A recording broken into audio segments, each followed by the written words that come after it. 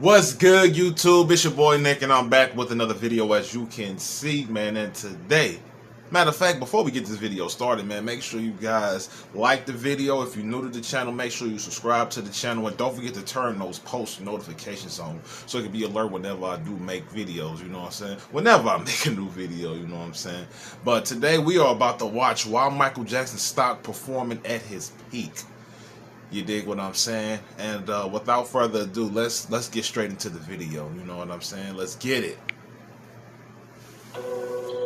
When on January 27th, 1989, Michael Jackson took the stage to perform the last of his Bad World Tour in Los Angeles, it was met with great anticipation and fanfare, with much of his family in attendance for the performance. In his own words, the concert was not only the last of the extensive tour, but was also billed to be his last live performance ever, vowing never to tour again. A firm statement that baffled countless fans as they had just witnessed the soon-to-be awarded King of Pop break ground with his first solo tour, becoming the highest-grossing solo tour in history, as well as the highest-attended tour ever, with 4.5 million ticket holders attending 123 shows across 15 countries. Despite Michael Jackson reaffirming this bold move on several occasions, the singer would soon be swayed into touring again just a few years later with the Dangerous World Tour during 1992 to 1993, and then to support his History album throughout 1996 and 1997. Subsequent tours covered much of Europe, Asia, Latin America, Oceania, and Africa. Despite countless U.S. tours as part of the Jacksons, 1984's Victory Tour taking place exclusively within North America, as well as him touring the States extensively as part of the Bad World Tour. Michael Jackson would only ever agree to perform in the States on a handful of occasions thereafter. This included the Super Bowl halftime show in 1993, 2 concerts in Hawaii during the History World Tour, and 2 performances as part of his 30th anniversary celebration at New York's Madison Square Garden in 2001. Hence, for the last 20 years of Michael Jackson's life, he never toured the United States and never had any plans to. But the big question is, why? Although Michael Jackson never explicitly addressed the decision, several theories speculated that the U.S. exodus was due to his ability to attract much larger audiences abroad. Others stated that Michael Jackson's mounting legal battles as a key factor, or that by the mid-1990s, Michael Jackson had grown tired of the relentless onslaught he was subjected to by the U.S. tabloid press, that he preferred to focus his energies performing in territories that were more welcoming of him, his music, and message. All of which are partially true. But one main factor behind all this is a little thing called marketing optics.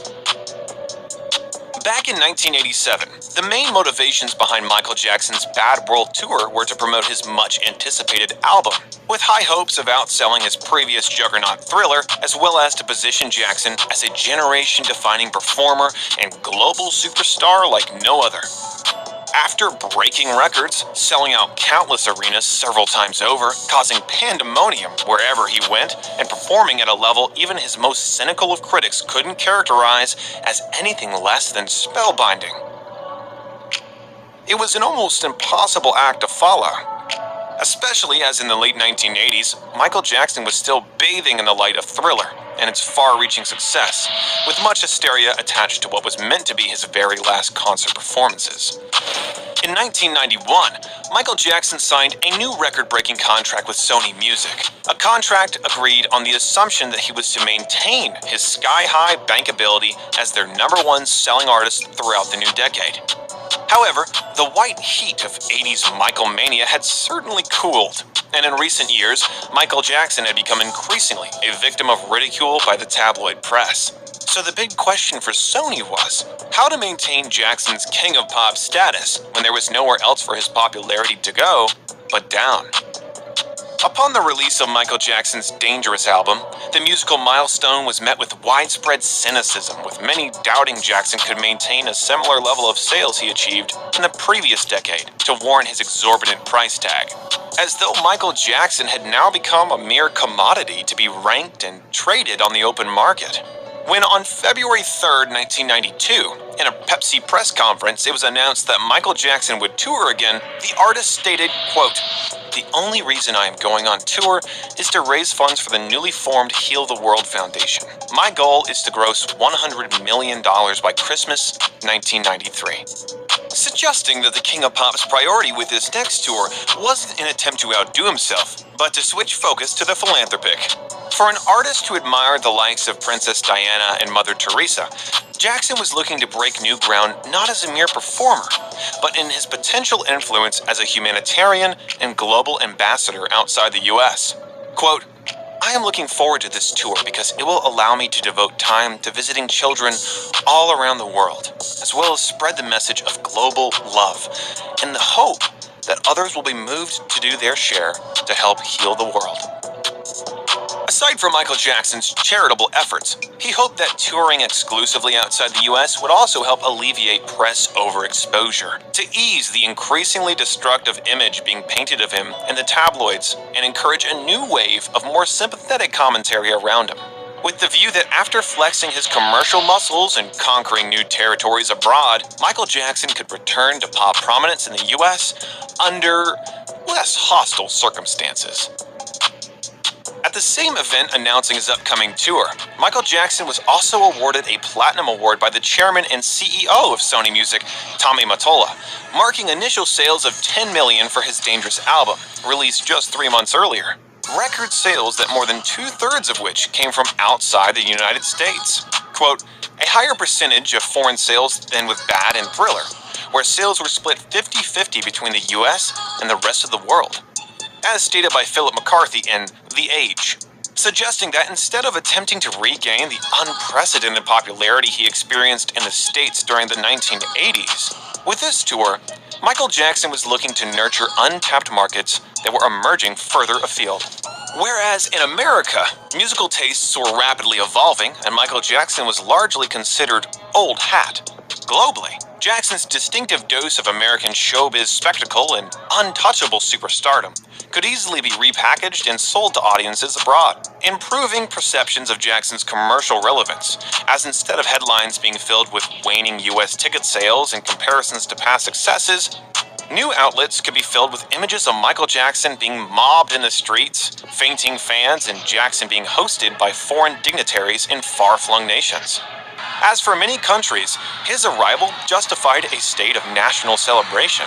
When Michael Jackson performed in the newly reformed Romania, immediately after the fall of communism, Jackson sold the rights to HBO to broadcast The Dangerous Show for a cool $20 million, a record-breaking payout. Quote, "We paid a lot of money for it," said Betty Bitterman, then vice president of original programming for HBO. Quote, "We're in the big event business. We've been here for a while and we plan to stay here." A deal undoubtedly bolstered by Michael Jackson's tour lacking any dates in the United States, as it was the only chance American audiences had to witness the Dangerous Tour in its entirety. When the show was broadcast in October 1992, the televised music event set a record for HBO as the highest-rated special in history. Another groundbreaking move for the King of Pop. But this time, in the world of cable television. After claims were made against him of child abuse in 1993, and while preparing for his commercial comeback with the release of his History album, Michael Jackson had less of an incentive to tour the States than ever.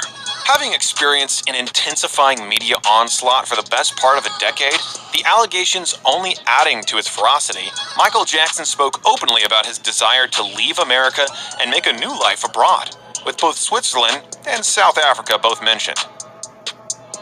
Career-wise, Michael Jackson's record sales continued the international trend, with the History album selling below its predictions for the US, but selling strong throughout markets in Europe and Asia, as reported in the National Post in 1996.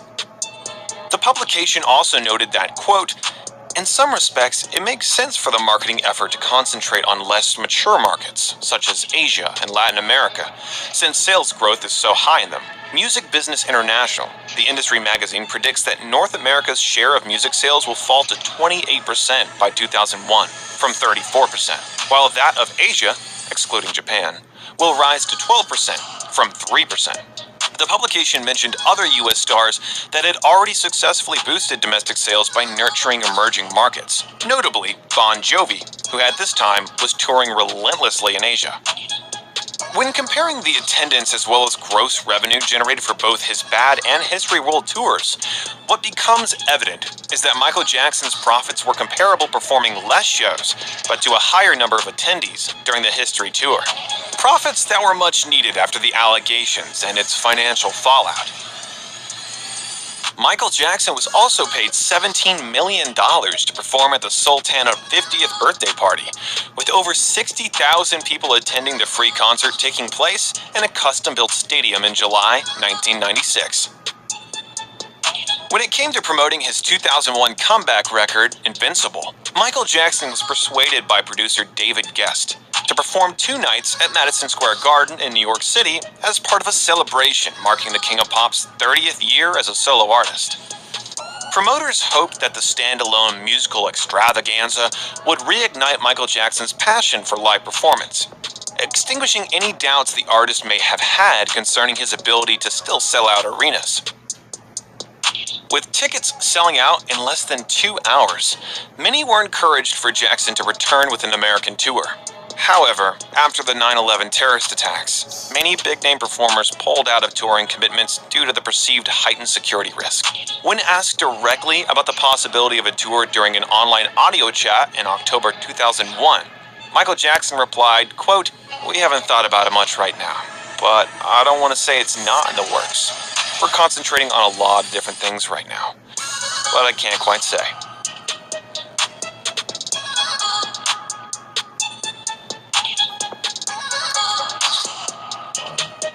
Interesting video.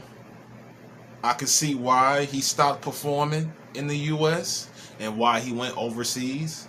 Obviously, you know, other countries welcomed Michael with open arms, and in the U.S. at that specific time, the media was just at his neck. The media was at his neck, man. You know what I'm saying? They was really trying to get him, and I understand why he made that switch from the U.S. to the other countries overseas. And he only did 3 tours, man.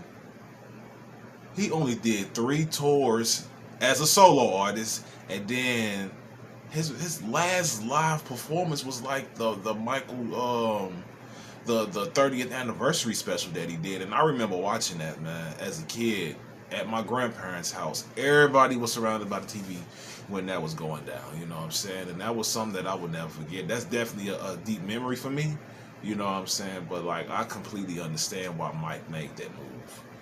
I'm finna go ahead and end the video right here because I do not like making my outros so long. Hopefully you guys enjoyed this video. Make sure you guys like this video. If you're new to the channel, please make sure you hit that subscribe button, and don't forget to turn on that bell. Don't forget to turn on the bell notifications so you'll be alert when I do make new videos. I had to slow down right there. I was moving a little too fast. But anyway, I've been your boy Nick, and I'll see you in the next video, bruh. Peace.